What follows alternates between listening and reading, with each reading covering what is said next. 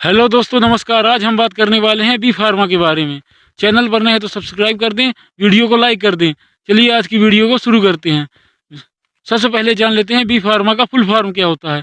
B pharma का full form bachelor of pharmacy होता है। अब बात करते हैं आखिर बी फार्मा कितने साल का होता है। दोस्तों, बी फार्मा एक 4 साल का कोर्स होता है। इसमें 4 से 8 सेमेस्टर होते हैं। तो अगर आपको भी मेडिकल लाइन में जाना है या मेडिकल लाइन में अपना कैरियर बनाना है तो आप बी फार्मा कर सकते हैं। बी फार्मा सबसे बेस्ट कोर्स माना जाता है।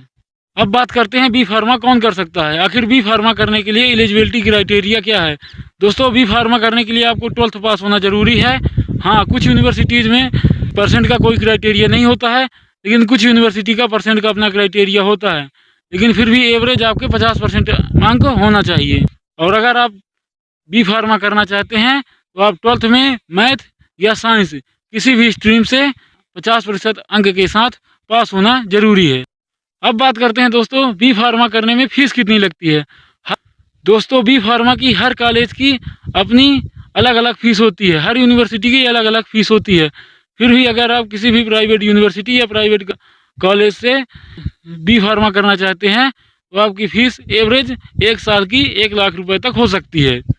हाँ, हर कॉलेजों में ये अलग अलग होती है। कुछ जगहों पर 50,000, कुछ जगहों पर 90,000 या कुछ जगहों में 1 लाख तक हो सकती है। ये इस बात पर डिपेंड करता है कि आप किस यूनिवर्सिटी से और कहाँ से बी फार्मा कर रहे हैं।